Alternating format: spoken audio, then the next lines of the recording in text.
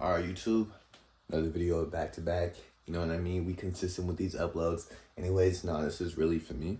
And it's to just help me better ingrain the information that I learned throughout my boot camp over at that sales job where I was just selling internet, Wi-Fi, Frontier, what have you. And I really just want to cover a few concepts that I learned and that I feel like would be useful for me in my future. So that I could look back on these and just kind of refresh my brain on, what I took from that whole experience. It was only like 2 months, but still the lessons that we learned. Fortunately, I lost my fucking notebook, but I still have a year. So I'm just gonna, prevent myself from forgetting any more of it by just laying it all out on the table on YouTube so I could look back to it, okay? So this is the first one we're talking about, F.U.J.I. Arguably one of the most important ones when it comes to selling anything. And it's an acronym that stands for fear of loss, urgency, Jones effect, and indifference. Now, we're going to cover each one of these really quickly in about a minute or 2 minutes each, just so that we understand what's going on. So, F.U.J.I. Fear of loss. So, this is things like, in the area for X amount of time. Or I'm only going to be here till about 8 p.m. Or, my last day is tomorrow. Or this is my last day, so I don't want to leave without knowing I could help someone else out. Like, I don't want to leave knowing that I could help you out kind of thing. It's like a fear of loss. And, I bring these promotions and these deals along with me. So when I'm out of here, you no longer have access to it. You would be paying full price if you were to sign up on your own time. So that's fear of loss. Basically, you're just highlighting, emphasizing the loss of a discount slash promotion. So, we have this deal, we have this free installation, or we have this 30% off deal going on right now. And if you weren't able to sign up right now, or if we don't do this right now, you're going to miss out on that. And it's just making them feel like they're missing out on something. This is all to build the impulse, by the way. This whole thing just to kind of thing here, the point of it is to build impulse into having them make an impulse decision on the spot, making the decision then and there. So on to the next one, we have U, which is, like I said earlier, it's urgency. So this is things like, I would recommend that we do this now so that we have these price locks. This is a key example. So that we can get you locked in with that price so it doesn't go up. This could also go hand in hand with this. Like, you could say we want you to lock in with these price locks right now because we don't want you to have to deal with a higher price later. So another one could be, you sign up right now, you get this. There's like a sign-up bonus. You sign up right now, you get a free $200 Visa gift card. And it's basically just having them make the decision right then and there. If you make it like, if the approach is that you want them to avoid something, then that would turn into fear of loss. We don't want you to deal with that installation fee or something like that. But if it's something that entices them, I'll do it right here. Enticing. For any of you watching, that word says enticing. You're just enticing them to make the decision or make the sell or make the conversion that you're looking for. Excuse me. Next is Jones effect. Okay, this is honestly, fuck, we can't spell. Jones effect. This is honestly probably the most used one I used. This is probably the most effective one. This is probably the most important one you really want to, take home. And it's mainly to build trust, familiarity, and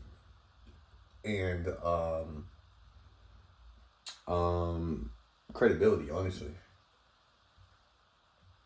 So an example of this would be, just signed up Steve 2 houses down. And then you could show them, a receipt of that or proof that that actually happened. And all that does is work for their brain to have them start thinking of, hey, this guy's legit.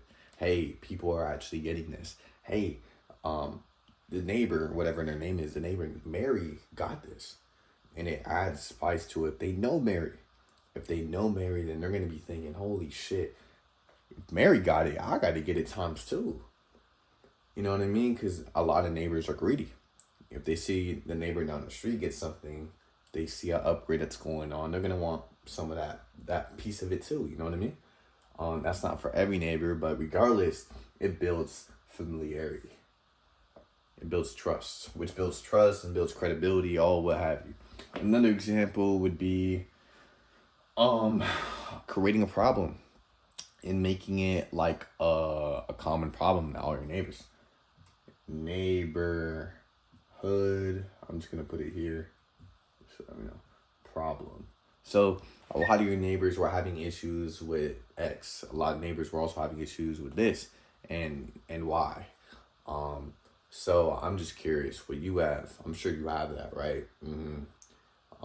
So, and then you keep on going. Pretty much you're just creating the problem by using the Jones effect, explaining how a lot of the neighbors are having this exact same issue. And even if the person that you're talking to doesn't actually have that issue, because you mentioned the neighbors, they're naturally just going to want to be like, yeah, maybe. It's because it's your neighbors. Like, this is your home. You know what I mean? So it's most likely that you have some of those issues. And a quick add-on to this, just in overall sales, is if you're asking a question or you're asking a qualifying question or you're asking some sort of intentional question to where you want to have a certain outcome, a certain answer out of it to be yes, or you just want the person that you're speaking to agree with you, subconsciously you want to be like, right, nodding your head and saying something that checks them, like, right. And then when you see them feedback a signal, whether it's or yeah, or some sort of body language or eye contact, you want to acknowledge that. Exactly. So this is why we're here. So this is why we come in with the solution. So the cool thing about us is, and it's about just triggering that prompting that agreement, I guess, and doubling down on that by being like, exactly. This is one thing that one of the best sales guys at the office taught me. His name was Adam. Cool ass dude, by the way. Shout out to you. But he was like, look, you want to say right? Exactly. So this is exactly why you're having these problems, right? Exactly. So the cool thing about us, I'm selling. About us is that we do X, Y, and Z, and this is why you're no longer going to have that problem. But anyways, Jones effect. Neighborhood problems, using the neighbors to your advantage, especially when you first start off your pitch. Hey, I noticed a lot of your neighbors are having this, and that. Hey, we've been helping a lot of your neighbors down the street. Hey, a lot of your neighbors just recently got upgraded to this. Hey, a lot of your neighbors just recently qualified for this, etc. It's just saying a lot of your neighbors. Just talk about the neighbors, man, in any given way. It doesn't have to be just about creating a problem. It could be any point. Any point that you're trying to make, just try to tie in all the neighbors to it, and it's going to make it sound that much more believable. Now we're on to the last one, because we're already at about to be 10 minutes. Let's finish this up. Indifference. This is another important one. I'd say this is number 1 importance. This is number 2 importance. This is number 3 importance. And this is number 4 importance when it comes to the level of importance. They're all important, to be honest. But, bro, this is important. Indifference. What does this mean? To me, it doesn't make a difference. Okay? Or it's just not a big deal. when it comes to any part of the interaction that you're at, or if there's some friction, or if you're dealing with an objection, you want to have this indifference. Ideally, you want to have this constantly throughout the entire interaction. Whether you're trying to explain something, you're trying to make a point, or you're trying to rebuttal their objection, you want to make it seem like it's not that big of a deal. Why? Because on the opposite end, you don't want to be attached, right? You don't want to be attached. This is a no-go. Because if you're attached, the other person's going to feel like you really want it. You really want them to buy it. And if they feel any level of desperation out of what you're saying, how you're acting, or how you're talking with them, they're instantly going to fall back and not going to want it, because obviously they're thinking, this guy really wants me to buy this. It must not be that good. Or he must not be that good. He must not be doing that good. You know what I mean? He really needs me to get this. So it's probably a bad service, or not too many people are probably buying it. And that's going to negatively have the Jones effect on that. If no one's buying this shit, then they're not going to want to eat it. But if everyone's buying it, exactly, Jones effect. So, doesn't make a difference. It's not a big deal. Especially when you're dealing with an objection. If they're like, you know what, I need more time to think about it. You don't want to be like, what do you need more time to think about? You know, like you don't want to be super pushy about it. That was a okay example. But pretty much, you want to be nonchalant as fuck. You want to be like, totally cool. A lot of your neighbors were saying the same exact thing. And so I showed them that they weren't just, this, until they noticed they had this problem.